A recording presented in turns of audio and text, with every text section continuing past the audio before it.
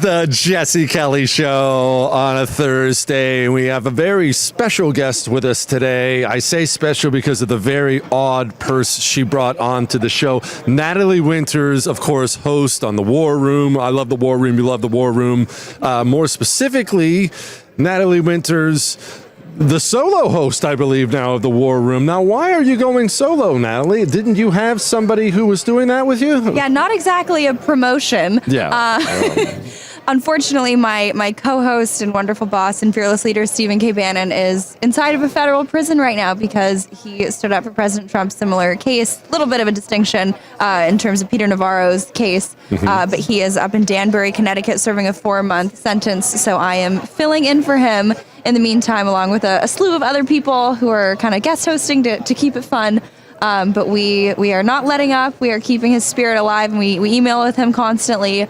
So he's definitely helping us even from behind bars. Yeah, make sure you give him our best. And I really wanted you to talk about that briefly. We'll get to Fashion Week here in a moment, but I really wanted to talk about that because we talk about the weaponization of federal government all the time. It's a common phrase now, weaponization. But it's almost talked about as if this is something that's going to happen or something that's going to come. There are people right now in prison. It's not just Steve Bannon. There are people right now in prison wrongly. This is happening here, and it's happening right now.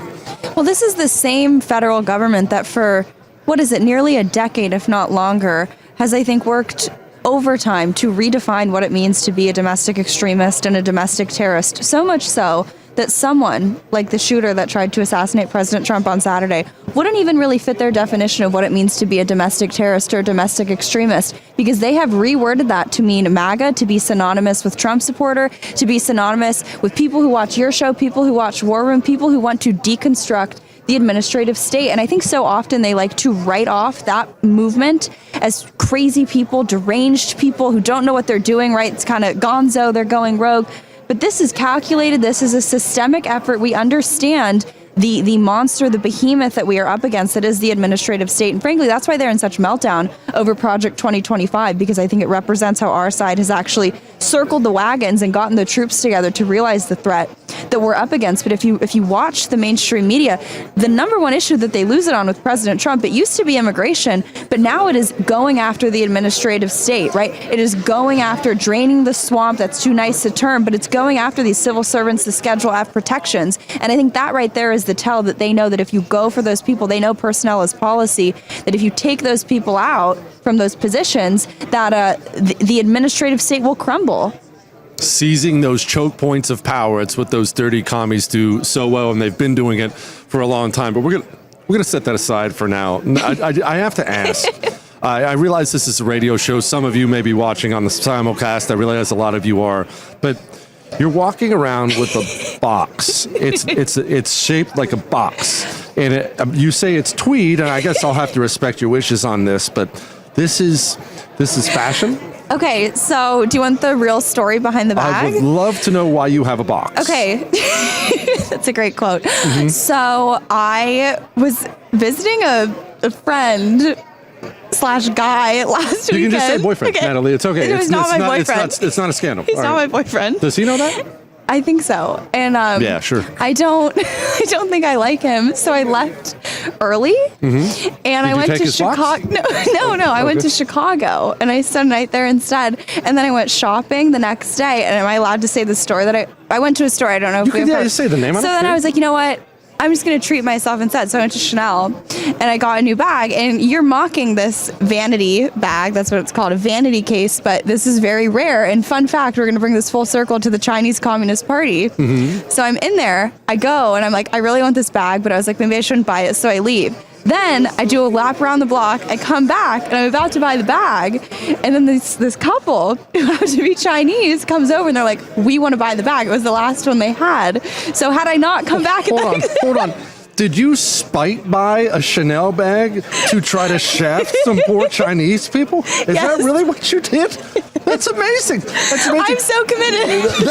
That is okay.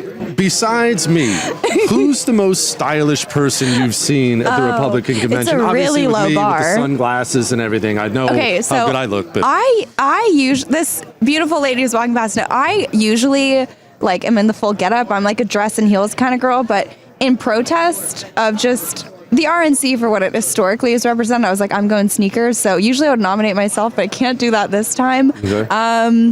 I'm just going to go with you. I don't want to insult the host. Yeah, but there are a lot for of the best. ill-fitting suits. I think the Republican Party needs to get better tailors. Yeah. And I don't like the cheese hats.